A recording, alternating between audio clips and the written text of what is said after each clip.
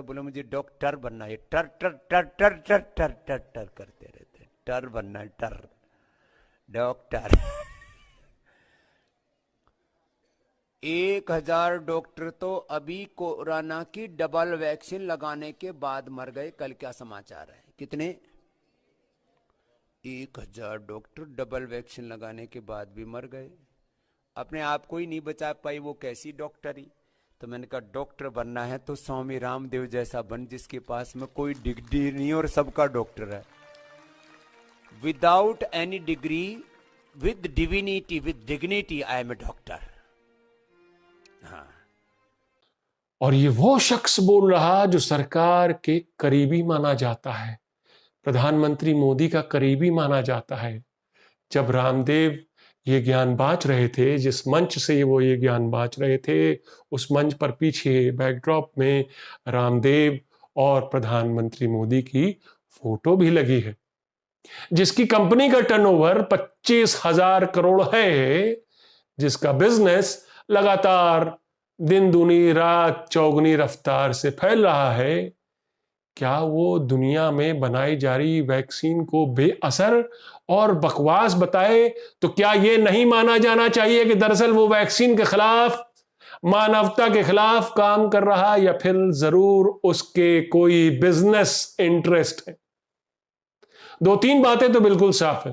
पहली तो ये कि एलोपैथिक डॉक्टरों को लेकर रामदेव लगातार अपना अविश्वास जाहिर कर रहे हैं, जबकि वो खुद कोई डॉक्टर नहीं है, उनके पास डॉक्टरी की कोई डिग्री नहीं है।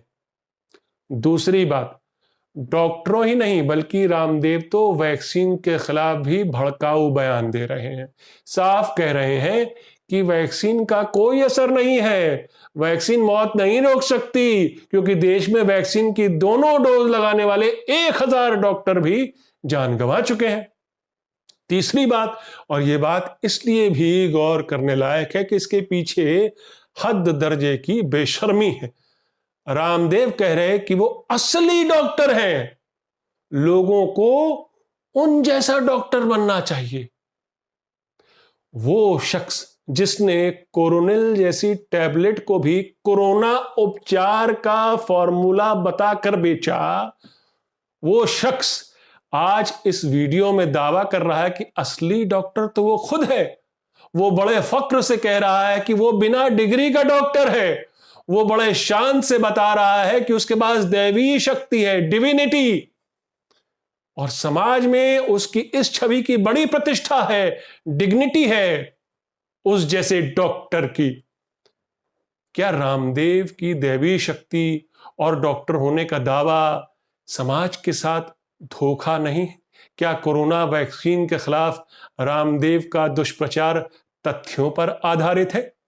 क्या ऐसे समय जब वैक्सीन की एक्सेप्टेंस को लेकर भी अवेयरनेस की कमी महसूस हो रही है, जब वैक्सीन की किल्लत का संकट अलग खड़ा हुआ है, वैक्सीन को एक तरह से इनफेक्टिव बताना, यह कहते हुए कि इसको लगवाने के बाद डॉक्टर भी नहीं बच रहे हैं, क्या ये एक तरह का आपराधिक दुष्प्रचार नहीं? और मैं तो देश के स्वास्थ्य मंत्री हर्षवर्धन से पूछूंगा, जो कि खुद डॉक्टर भी हैं, कि क्या रामदेव ने जो आंकड़ा दिया है कि देश में वैक्सीन की दोनों डोज लगाने के बाद भी 1000 डॉक्टर की मौत हुई है, क्या यह आंकड़ा सही है? और अगर नहीं, तो वैक्सीन के खिलाफ दुष्प्रचार करने के लिए रामदेव जैसों के खिलाफ उचित कार्रवाई अब तक क्यों नहीं हुई? क्या देश को ये ऐसे स्वयंभू फर्जी डॉक्टर के भरोसे छोड़ा जा सकता है? क्या रामदेव में दैवीय बात दिखाई देती है? खुदा तो छोड़िए, क्या ये डॉक्टर भी कहलाने लायक है? और आखिर ऐसे लोग जिनकी समाज में इतनी बड़ी फैन फॉलोइंग है, वो बार बार ऐसे भड़काऊ और अनर्गल और झूठे बयान कैसे दे सकते हैं और कानून की निगाह से बच भी सकते हैं?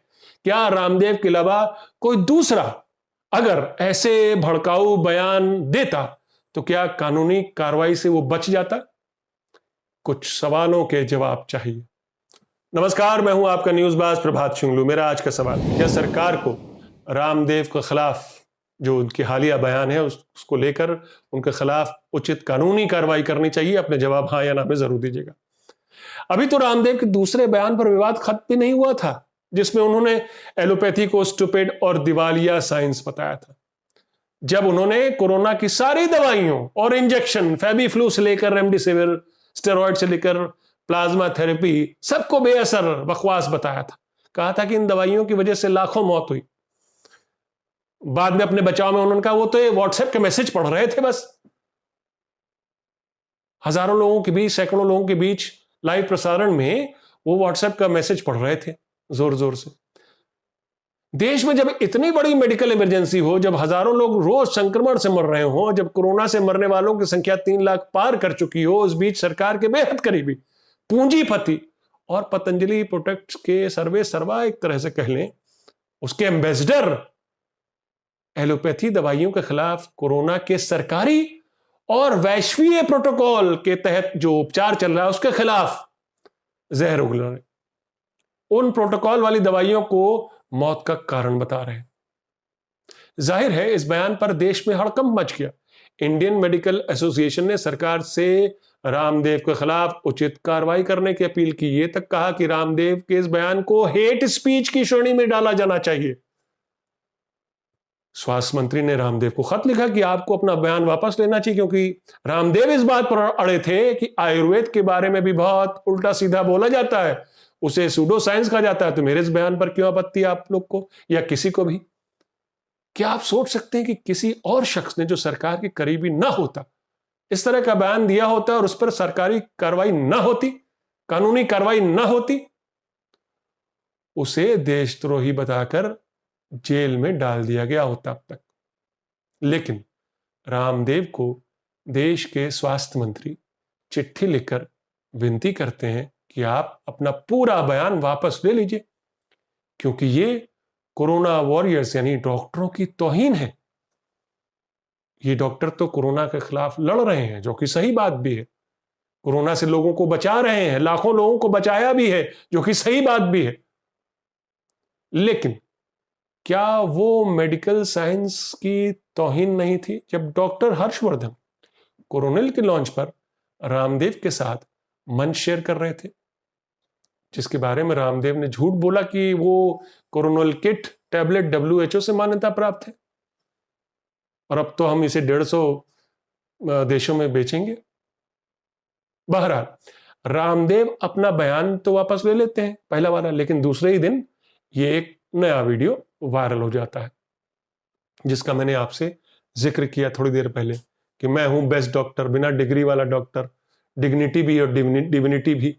सोचिए, एक तरफ बाराबंकी से खबर आती है, यूपी के बाराबंकी से अभी कल ही, कि वहां 200 लोग वैक्सीन के डर से सरयू नदी में कूद गए, यानी वो लोग जान देने पर उतारू थे क्योंकि उन्हें डर था कि वैक्सीन उनकी जान ले लेगी। और दूसरी तरफ स्वयंभू डॉक्टर रामदेव हैं, जो कि खुलेआम एक चैनल द्वारा प्रसारित लाइव कार्यक्रम में यह कह रहे हैं कि वैक्सीन से तो लोग मर रहे हैं, डॉक्टर तक नहीं बच पा रहे। कोई शक नहीं होना चाहिए, ये बिजनेसमैन रामदेव हैं जो वैक्सीन और एलोपैथी दवाइयों के खिलाफ मुहिम जिन्होंने छेड़ी हुई है।